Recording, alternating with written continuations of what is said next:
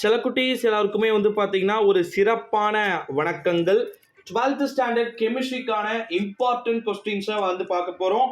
Video வந்து ரொம்ப லென்த்லி video, 15 நிமிஷம் இருக்கும். வீடியோவை ஸ்கிப் பண்ணாமல் வந்து பார்க்குமாறு கேட்டுக்கொள்ளப்படுகிறது. +2 மாணவர்களுக்கான வேதியியல் மெயினான கிளைமேக்ஸ் இங்கே தான் ஸ்டார்ட் ஆகுது. எஜுகேஷன்லேயே வந்து நீங்கள் எழுத போகிற பப்ளிக் எக்ஸாமில் உங்களுக்கு இங்கே தான் ஆட்டம் ஆரம்பம். Question A type, questions B type அப்படின்னு சொல்லிட்டு 1 மார்க் மட்டும்தான் ஏ அட் பி டைப் இருக்கும். 2 மார்க்லாம் வந்து கிடையாது. நான் இப்போ கார்னரில் வந்து ஜூம் பண்ணுற பாருங்க எவ்வளோ இருக்குது. டோட்டல் மதிப்பெண்கள் 70 தான், 70 மார்க் தான். ஓகேங்களா? டைம் பாருங்க எவ்வளோ டியூரேஷன் வந்து கொடுத்துருக்குறாங்க. டைம் அலோட் ஒன்லி 3 hours அப்படின்னு வந்து கொடுத்துருக்குறாங்க. ஒரு காலத்தில் நாங்களாம் படிக்கும்போது வெறும் 2.5 மணி நேரம் இருந்தது. இப்போ உங்களுக்கு 1/2 hour எக்ஸ்டெண்டே பண்ணியிருக்கிறாங்க.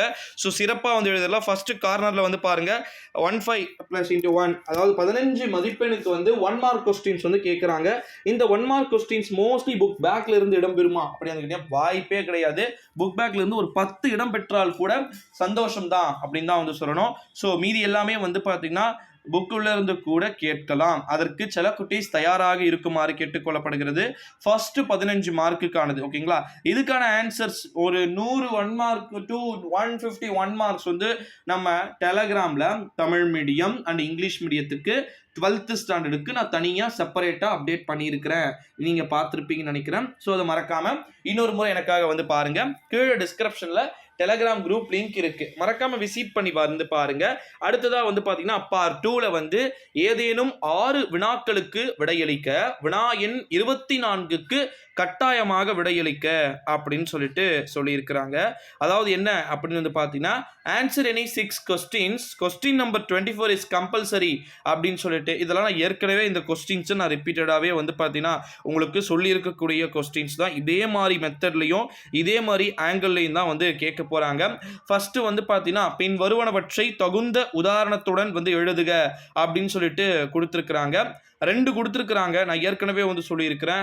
கனிம கழிவு கசடு வந்து பார்த்தீங்கன்னா கேட்டிருக்காங்க. ஜஸ்ட் 2 லைன் இல்லை 1.5 லைன் எழுதுனீங்க அப்படின்னாலே வந்து போதும். 17th வந்து பார்த்தீங்கன்னா பாருங்க ஹீலியத்தின் பயன்களை தருக, give the uses of helium அப்படின்னு சொல்லிட்டு கேட்டிருக்கிறாங்க. ஸோ ஹீலியம் அப்படின்றது ரொம்ப ஈஸியாக வந்து நீங்கள் ஜஸ்ட் ஒரு 2 பாயிண்ட் எழுதுனீங்க அப்படின்னாலே வந்து போதும். 18th வந்து பார்த்தீங்கன்னா பாருங்க இடை செருகல் சேர்மங்கள் என்றால் என்ன அப்படின்னு சொல்லிட்டு சொல்லியிருக்கிறாங்க. இதுவுமே வந்து பார்த்தீங்கன்னா நீங்கள் ஒரு ஜஸ்ட் ஒரு 2 பாயிண்ட்ஸ் வந்து நீங்கள் எழுதுனீங்க அப்படின்னாலே வந்து போதுமானது அப்படின்னே வந்து சொல்லலாம். அடுத்ததாக 18வது வந்து பார்த்தீங்கன்னா திடப்பொருளின் திசையொப்பு பண்பு, அதாவது குறிப்பாக வந்து பார்த்தீங்கன்னா திசையொப்பு பண்பு அற்றவை வேறுபடுத்தி எழுதுக அப்படின்னு சொல்லிட்டு கேட்டிருக்கிறாங்க. அதாவது என்ன கேட்டிருக்கிறாங்க அப்படின்னு பார்த்தீங்கன்னா டெஃபனிஷனை வந்து ரொம்ப ரொம்ப அழகாக வந்து நீட்டாக ப்ராப்பராக வந்து எழுதணும் அப்படின்னு சொல்லிட்டு கேட்டிருக்கிறாங்க. ஸோ இதையுமே வந்து நீங்கள் ஈஸியாக வந்து எழுதிடலாம் அப்படின்னு வந்து சொல்லலாம்.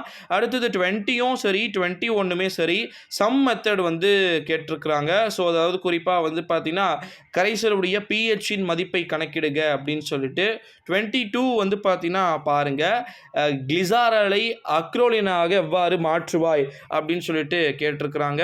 இதெல்லாம் எப்படி எழுதணும், என்னென்ன பாயிண்ட்ஸ் கொடுத்துருக்குறான் அப்படின்றத மறக்காமல் வந்து டெலகிராம் குரூப் லிங்க் இருக்குது, மறக்காமல் வந்து விசிட் பண்ணி பாருங்க. அடுத்ததா 23 வந்து பார்த்தீங்கன்னா பாருங்க புரதங்களின் இயல் பிழத்தல் பற்றி எழுதுக அப்படின்னு சொல்லிட்டு வந்து கேட்டிருக்கிறாங்க.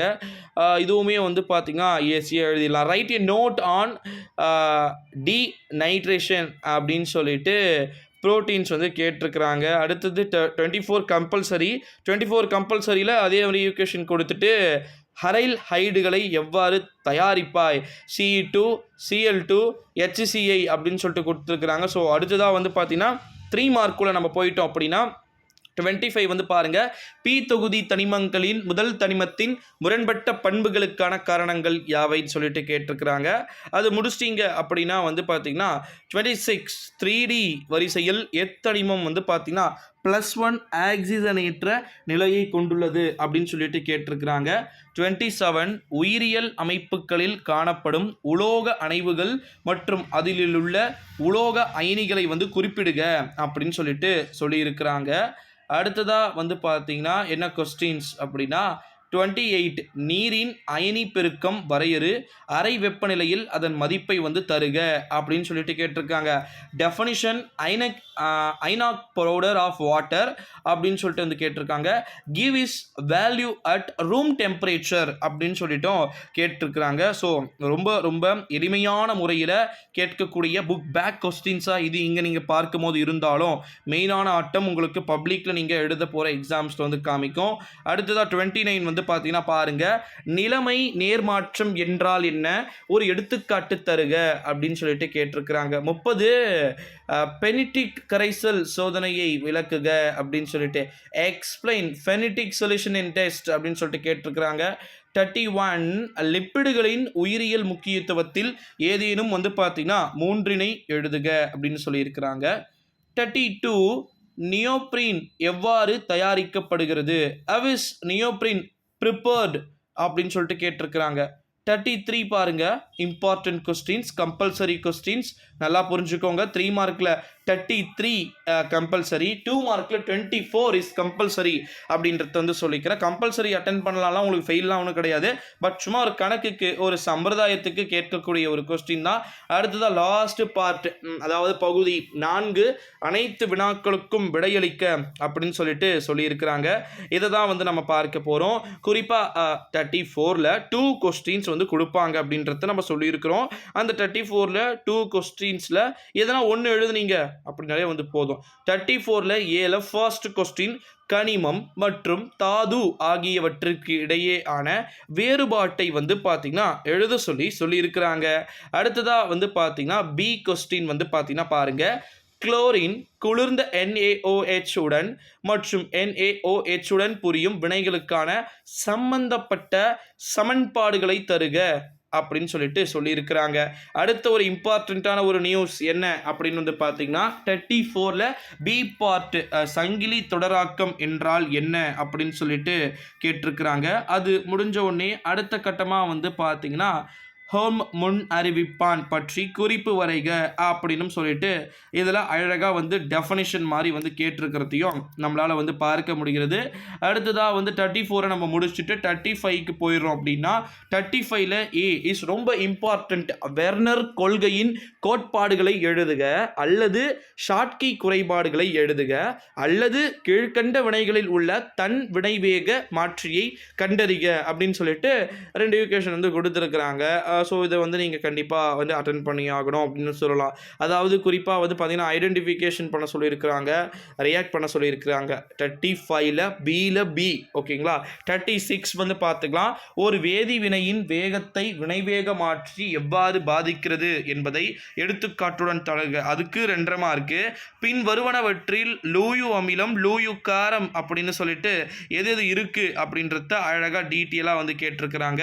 ஸோ அதுக்கு 2 மார்க், இதுக்கு 2 மார்க். லாஸ்ட் 2 டீட்டெயிலு 37 வந்து பார்த்தீங்கன்னா பாருங்கள், 37 பொறுத்த வரைக்கும் தற்போது ஒரு மிக முக்கியமான ஒரு 37 கொஸ்டின்ஸாக வந்து இது இருக்கும் அப்படின்னு சொல்லிட்டு வந்து சொல்லலாம். குறிப்பாக பரப்பு கவர்தலை பாதிக்கும் காரணிகளை பெயரிடுக அல்லது ஈதர்களின் சுய ஆக்சிஜனேற்றம் பற்றி விளக்குக அப்படின்னு சொல்லிட்டு 37ல் ஏ கொஸ்டினில் 2 கொஸ்டின் கேட்டிருக்கிறாங்க.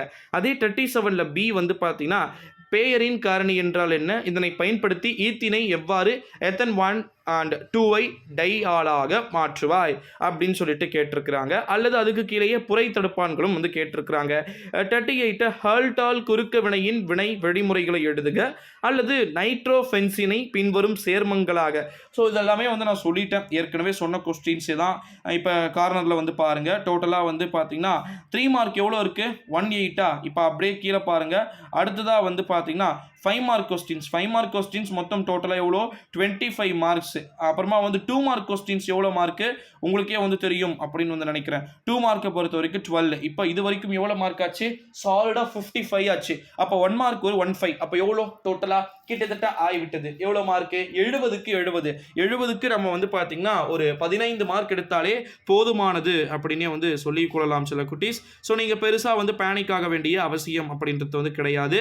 ஸோ 12th ஸ்டாண்டர்ட் கெமிஸ்ட்ரியை நல்லபடியாக வந்து எழுதுங்க. நான் ஏற்கனவே இது 3rd டைம் வீடியோ நான் வந்து 12th கெமிஸ்ட்ரிக்கு வந்து நான் அப்டேட் பண்ணுறேன். ஸோ அதனால் வந்து பயம் இருக்காதுன்னு நினைக்கிறேன். கீழே டிஸ்கிரிப்ஷனில் டெலிகிராம் குரூப் லிங்க் இருக்குது, மறக்காமல் அங்கே வந்து ஜாயின் பண்ணிக்கோங்க. உங்களுக்கு எல்லா மெட்டீரியல் இங்கிலீஷ் மீடியம் இஎம்க்கும் டிஎம்க்கும் வந்து பார்த்தீங்கன்னா 2 பேருக்குமே வந்து மெட்டீரியல் வந்து நான் டிஸ்ட்ரிபியூட் பண்ண சொல்லியிருக்கிறேன். ஸோ மறக்காமல் வந்து சேனலை வந்து சப்ஸ்கிரைப் பண்ணிவிட்டு டெலிகிராம்லேயே வந்து விசிட் பண்ணி பாருங்கள். Thank you so much.